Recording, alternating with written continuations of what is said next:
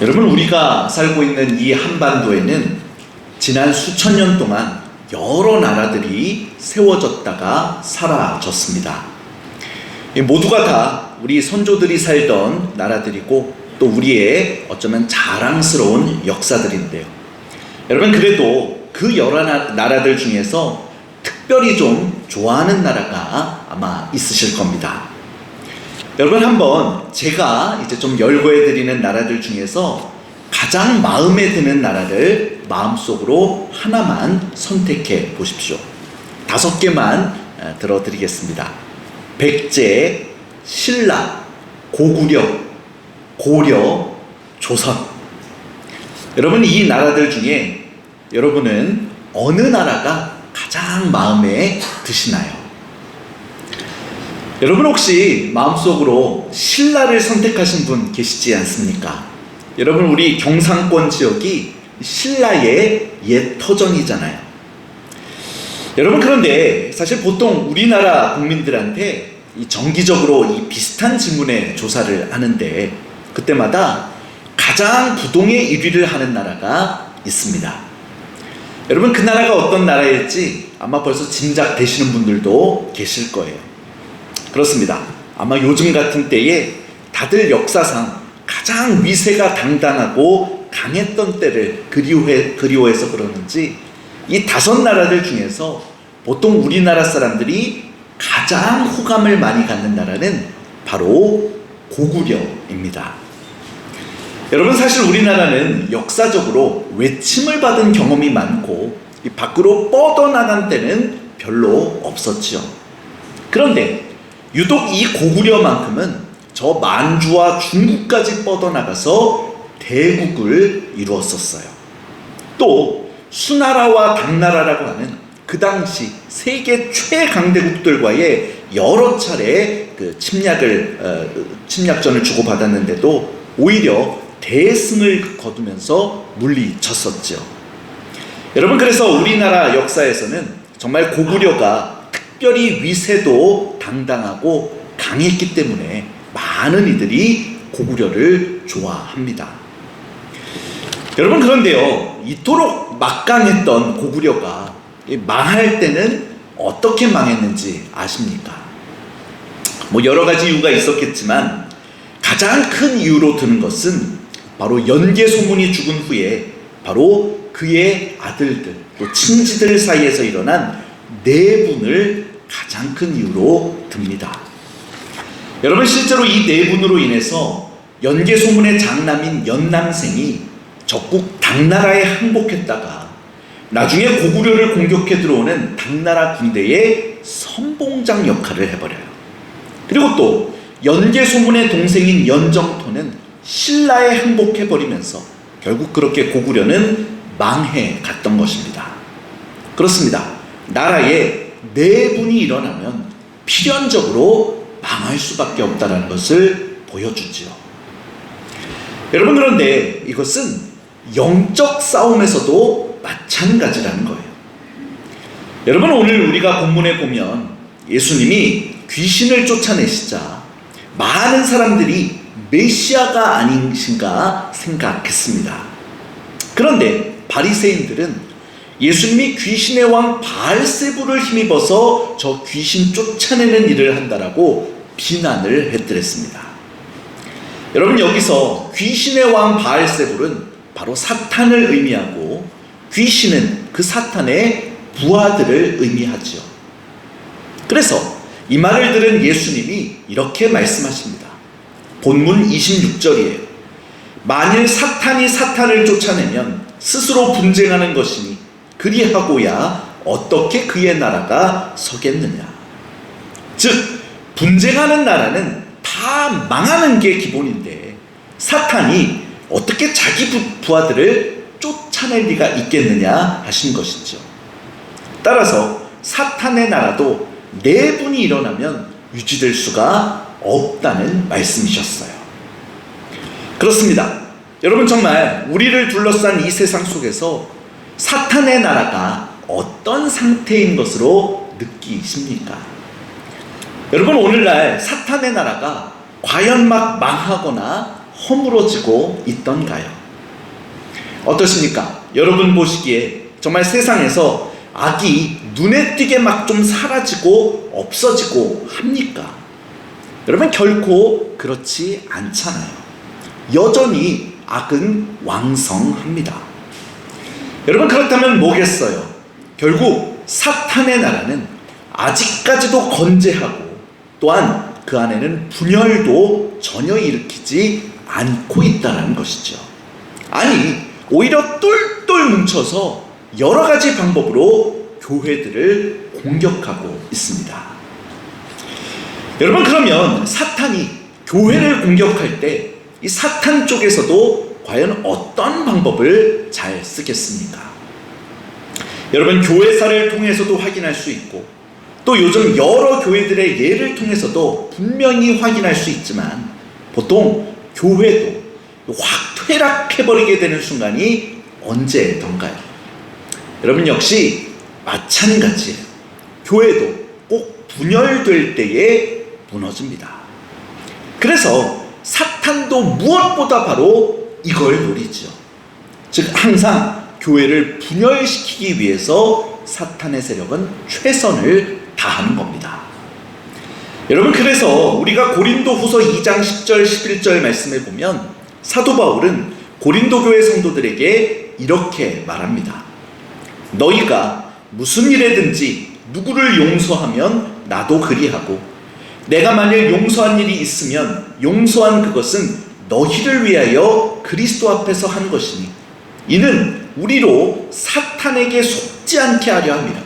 우리는 그 계책을 알지 못하는 바가 아니로라. 즉 이 말씀은 교인들이 서로 용서하는 것이 바로 사탄에게 속지 않는 길이 된다는 뜻이에요. 그러면서 우리가 사탄의 계책을 잘 안다라고도 하죠. 여러분 따라서 결국 무슨 얘기입니까? 사탄의 계책이라는 것은 역시 성도들이 서로 원한 품게 하고 내분을 일으키게 해서 무너뜨리는 계략이라는 것입니다. 그러므로 오늘날 우리 교회가 무엇보다 내분을 일으키지 않고 서로 용서하며 하나됨을 지키는 것은 정말 사탄의 끊임없는 공격을 불식시키고 격파해내는 최고의 방법이 된다는 것이죠. 그렇습니다, 여러분. 사실 사탄은 정말 무서운 존재라고 말할 수 있습니다. 여러분, 사탄이 왜 무서운 존재겠습니까? 여러분, 그것은 무엇보다도 바로 자기들은 내분을 일으키지 않으면서 상대방은 내분을 일으키게 만드는 존재가 바로 이 사탄이기 때문이에요. 이것이 사실 사탄이 무서운 가장 큰 이유가 됩니다.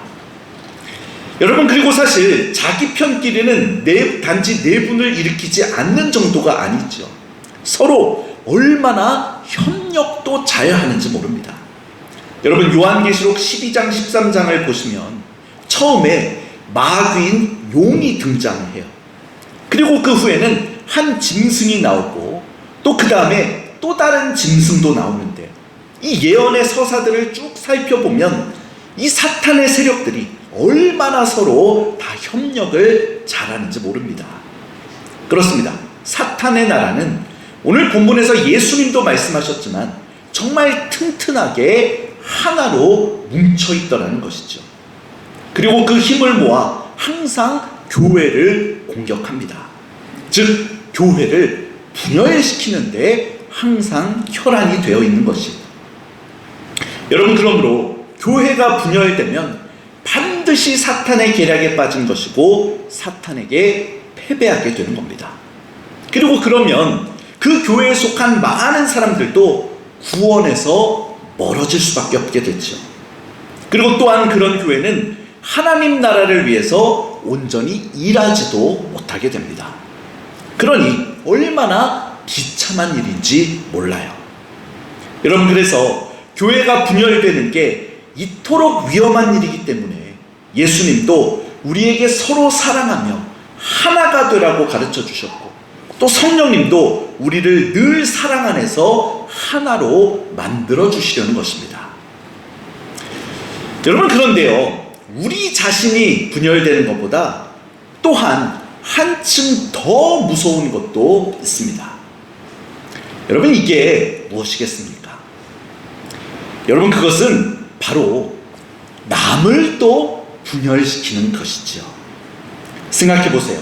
교회에 네 분이 있으면 어떤 교회가 됩니까? 아까도 말씀드렸지만 바로 사탄에게 패하는 교회가 되죠. 그리고 수렁에 빠져서 허덕이는 교회가 될 것입니다. 그런데요, 만일 교회가 내적으로는 분쟁이 없는데 다른 교회에 분쟁을 일으킨다면 그때는 이게 어떤 교회가 되는 걸까요? 여러분, 이때는요, 단지 사탄에게 패하는 정도가 아니라 아예 사탄에게 귀순해서 사탄 편이 돼버리는 집단이 되는 겁니다.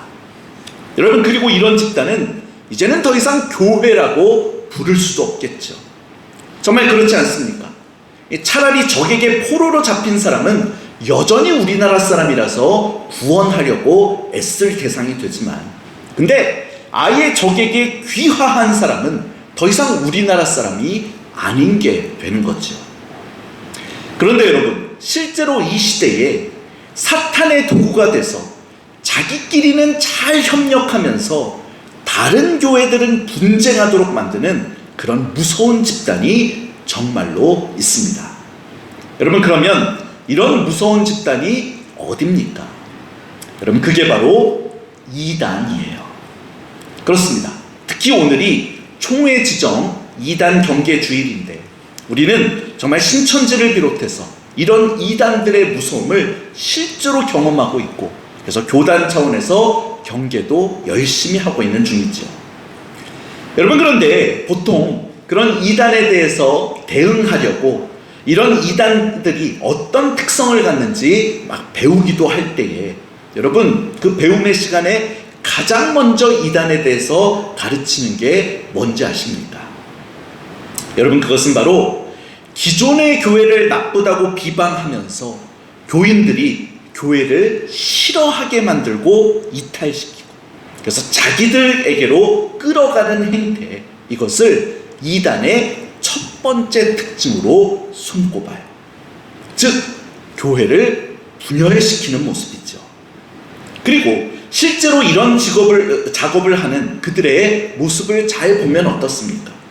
여러분, 이런 작업을 하는 그들의 모습을 보면 지들끼리는 기가 막히게 강하게 뭉쳐 있어요. 그러나 하나님의 백성은 막 분열을 시키는 거죠. 그래요. 이게 바로 이단의 전형적인 모습이라는 겁니다. 여러분, 그래서 실제로 우리 교회 역사 속에서도 이단을 정죄한 기준이 뭔지 아십니까? 여러분, 교회사를 통틀어서 이단 정죄의 기준은 크게 두 가지가 있었더랬습니다. 그중 먼저 하나는 일단 교리적으로 잘못된 것을 믿을 때 이단으로 정죄하죠. 예를 들어서 성경은 예수님의 재림 시기는 아무도 모른다라고 가르치는데, 근데 나는 안다라고 하면서 몇 날 며칠에 예수님이 재림할 거라고 사람들을 미혹한다면 그것은 보나마나 이단인 것입니다. 여러분, 그런데 그뿐 아니라 또 다른 중요한 기준도 하나 있었어요. 즉, 또 하나의 이단 정죄 기준은 바로 사랑이 없는 분열주의였습니다. 다시 말해서 교리적으로는 크게 썩 문제는 없는 것처럼 보여도, 근데 자기들만 오직 선하고, 그래서 기존의 교회와 교인들은 다 부패해서 구원을 받지 못할 거라고 정죄하는 그런 무리들 역시 이단으로 규정되고 정죄받았습니다. 즉, 이들은 교회 공동체의 샬롬을 깨고 이 상대방 쪽을 무섭게 대적하면서 자기네들 집단만을 높였기 때문에 이런 무리들도 바로 이단 정죄를 받아야만 했던 것입니다. 한마디로 이들은 교회를 분열시키는 행태 때문에 이단으로 정죄받았던 것이죠. 여러분, 그러므로 오늘날 우리도 정말 이단의 모습이 되지 않으려면 단지 교리적으로만 바로 믿을 뿐만이 아니라 결코 교회를 분열시키는 행위도 하지 말아야 하는 것입니다. 여러분, 그런데 이제 오늘 본문을 유의해서 보세요. 지금 바리새인들은 예수님을 사탄과 한편이라고 비난을 합니다. 그런데 실제로는 바로 바리새인들이 사탄의 도구가 돼서 예수님을 비난하며 사람들을 편가르고 예수님 따르지 못하게 만들고 있었던 것이죠. 그러므로 이것은 영락없이 예수님 따르는 사람들을 분열시키려고 하는 사탄적인 행태였습니다. 여러분, 그러면 왜 바리새인들은 정말 그 당시에 누구보다 하나님 앞에 열심을 다하는 신앙인이었던 이 바리새인들은 어떻게 사탄의 도구로 전락되어서 분쟁을 일으켰던 것일까요? 여러분, 가장 우선되는 문제는 바로 그들은 신앙 안에서 무엇이 본질이고 무엇이 비본질인지를 잘못 알고 있었기 때문이었습니다. 즉, 바리새인들은 예컨대 안식일에 일을 하면 안 된다라는 피상적인 생각에만 사로잡혀 있었죠. 그러나 하나님의 마음, 즉 계명의 진짜 본질을 아셨던 주님은 안식일의 원래 정신에 따라서 사람들의 병을 고쳐주셨거든요. 그런데 이것을 보고 바리새인들은 예수님이 하나님의 뜻을 어긴다 생각하면서, 나아가 예수님이 사탄의 도움까지 받아서 저런 일을 한다라고 하는 그 말도 안 되는 비난까지 하며 사람들을 분열시키는 책동을 했던 것입니다. 여러분, 그러므로 오늘날 우리도 신앙생활을 할 때 항상 본질과 비본질을 제대로 구분할 수 있어야만 합니다. 여러분, 제가 전에 있던 부목사로 사역하던 교회들에서 참 감사하게도 항상 새가족부를 저에게 맡겨주셨었는데요. 그 교회들에서 이 새가족분들 교육할 때마다 저는 항상 이 주제를 빼놓지 않고 강의했었습니다. 여러분, 예컨대 반드시 예수님 믿어야지 구원받고 천국 간다. 그리고 또 우리 하나님은 삼위일체로 계신 하나님이시더라 하는 것은 뭡니까? 바로 신앙의 본질에 관련된 문제예요. 여러분, 그러니 정말 이런 것은 다른 것을 말할 때는 이단이 되는 것입니다. 그리고 이런 진리를 부정하고 다른 소리하는 자들이 있다면 정말 옳고 그름을 철저히 가리고 좀 심각하게 싸워서까지라도 진리를 지켜야 하는 게 분명하지요. 여러분, 그러나 반면에 이번 주일에 교회 점심 식사 메뉴를 무엇으로 할까? 국수로 할까? 볶음밥으로 할까? 하는 이런 문제는 여러분, 이게 본질의 영역이겠습니까? 비본질의 영역이겠습니까? 여러분, 또 예컨대 찬양대나 찬양팀의 유니폼을 어떤 모양으로 하는가 하는 문제가, 여러분, 이런 게 본질의 영역이겠습니까? 비본질의 영역이겠습니까? 여러분, 너무나 잘 아시듯이 이것은 절대로 본질이 아닌 비본질이라는 거예요. 따라서 이런 문제를 가지고서는 목숨 걸고 싸워선 안 되는 것이죠. 왜냐하면 이것은 누가 반드시 맞고 누군 반드시 틀리다를 따질 수가 없는 문제이기 때문입니다. 즉, 그냥 여러 사람들의 생각이 다 다를 수 있고 그냥 남의 의견을 잘 경청하고 존중하는 가운데 그저 때와 여건에 따라서 그때그때 적당한 의견을, 그리고 정 나뉜다면 다수결의 의견을 선택하면 그뿐인 문제예요. 여러분, 또 교회 건축 같은 주제도 사실 본질 문제겠습니까? 비본질 문제겠습니까? 여러분, 물론 교회 건축 같은 것은 큰 예산이 들어가다 보니까 정말 중요한 문제기는 하지만, 그러나 따지고 보면 교회 건물에 관한 문제도 절대로 본질의 문제는 될 수 없습니다. 즉, 어느 공간을 어떻게 활용할지, 또 어떤 자리에 어떤 재료, 나무를 쓰는 게 좋을지 석재를 쓰는 게 좋은지 하는 그런 문제는 절대로 신앙의 본질과는 관련이 없는 그저 교회의 외양을 결정하는 비본질의 문제일 뿐이죠. 여러분, 따라서 건축이라는 게 보통 규모가 크고 또 그렇게 큰 사안인 만큼 당연히 여러 사람들의 의견도 다양하게 갈라지는데, 그 의견들 중에서 누가 더 타당했느냐를 두고 나중에까지 정죄까지 가고 미움과 비난까지 가서는 안 된다는 것이에요. 누가 뭐래도 교회 외양이나 크기는 비본질의 문제일 뿐이지, 또 오히려 그 안에 모이는 성도들이 진짜 하나님의 형상이자 또 하나하나가 천하보다 귀한 어린 양들, 진짜로 본질되는 것을 우리가 잊지 말아야 한다는 것입니다. 여러분, 그런데 보통 많은 교회들이 순간순간 이 본질과 비본질을 혼동하는 모습에 처하곤 합니다. 그리고 이 사소한 비본질 문제에 너무 과몰입하다가 끝내 분열을 일으키고 사탄에게 패배해서 정작 중요한 본질인 성도와 영혼들을 놓쳐버리는 경우가 너무 많다는 것이죠. 여러분, 예수님 시대 바리새인들도 바로 그게 문제였다는 겁니다. 즉, 비본질적인 문제에 목숨 걸고 과몰입을 하다가 정작 본질이며 진짜 잃어버리지 말아야 할 사람들을 정죄하고 잃어버리는 모습을 너무나 많이 보였어요. 그러다가는 결국 오늘 본문처럼 예수님마저 사탄의 세력으로 몰아가며 해를 가하려고 했다는 것입니다.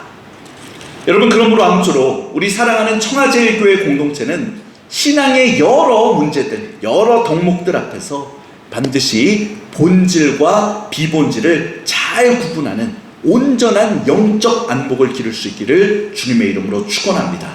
그래서 사탄의 계략에 절대 흔들리지 않는 건강한 공동체를 이룰 수 있기를 소망합니다. 여러분, 그래서 하나님께서 허락하신 진짜 본질인 성도들과 영혼들을 무엇보다 귀하게 여기고 사랑하면서 정말 서로를 존중하고 포용하는 방법으로 하나됨을 이루는 가운데 복음과 섬김이라고 하는 사명을 다 잘 감당할 수 있는 교회가 될 수 있기를 주님의 이름으로 축원합니다.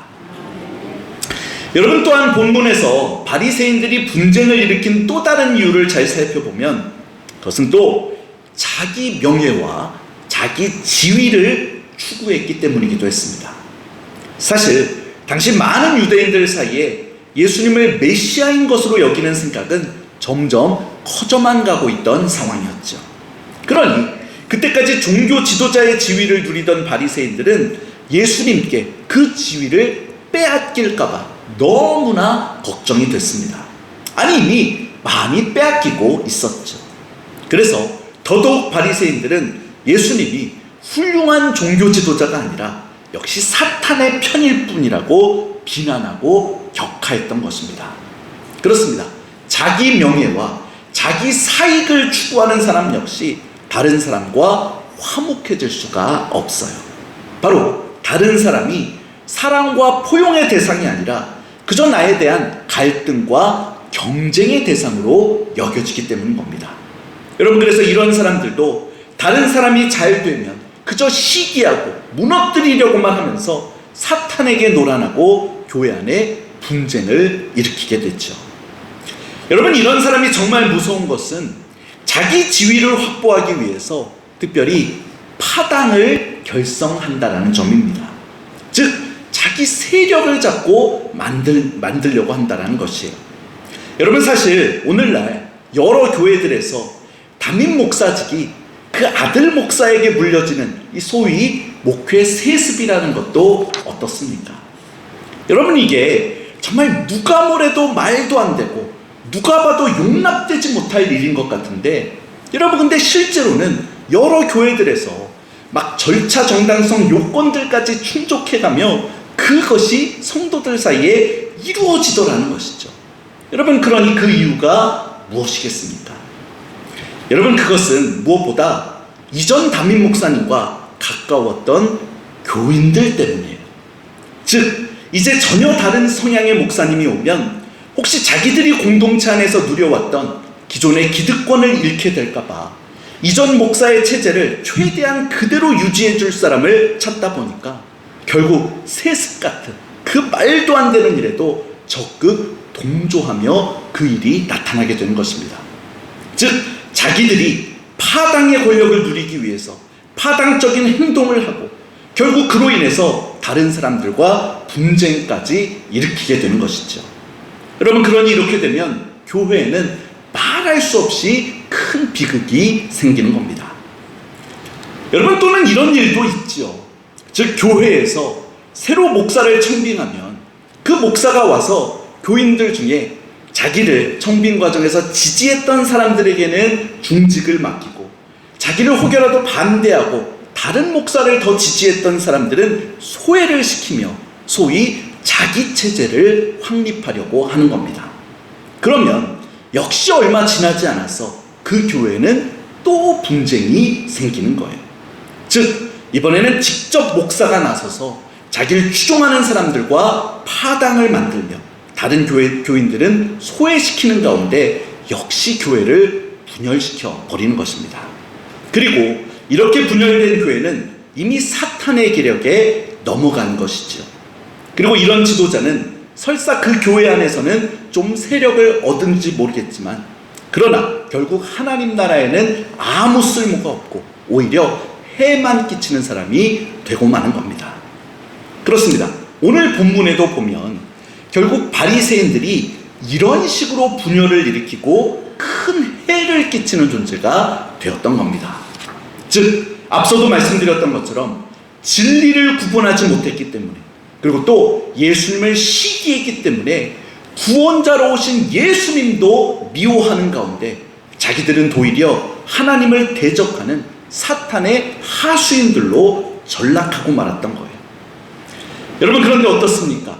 비단 이 두 가지 큰 이유뿐만이 아니라 어쨌든 그 어떤 이유로도 교회 안에서는 서로 미워하며 분쟁하면 안 되는 것이죠. 정말이지 사탄은 오늘날에도 별의별 방법을 다 동원해서 교회 안에서 서로 미워하며 분쟁하게 만들려고 힘을 씁니다. 여러분, 아까 고린도후서 2장에서도 보셨잖아요. 마귀의 계략은 아무것도 아닌 일 가지고도 어쨌든 우리로 하여금 분쟁하게 하고 망하게 하려는 것이니 이것을 똑바로 알아야 한다라고 가르쳐주지 않습니까? 여러분, 그러므로 우리도 평소에 진리를 바로 알고 또 이웃을 사랑하기에 온전히 힘쓰고, 특히 또 자기 명예와 사익을 추구하지 말아서 어쨌든 사탄이 가져다주는 모든 분쟁거리들을 피할 수 있기를 바랍니다. 여러분, 이제 말씀을 정리합니다. 여러분, 삼위일체로 역사하시는 우리 하나님도 보세요. 예수님은 우리를 용서해 주시고 성령님은 우리를 하나로 만들어 주셨습니다. 또 성부 하나님은 우리를 하나님의 자녀로서 한 가족이 되게 해주셨죠. 그러므로 우리 모두가 이런 삼위일체 되신 하나님의 모습과 또 사랑으로 그 뜻이 온전히 하나 되시는 그 사역들을 밝히 보고, 그래서 진리 가운데 거하는 가운데 서로 사랑과 평강을 지키기에 힘써서 우리 자신도 온전히 구원의 길을 가고 우리 교회도 하나님 나라 위에 큰 역사들을 잘 감당할 수 있는 건강하고 튼튼한 교회가 될 수 있기를 주님의 이름으로 축원합니다. 기도하겠습니다.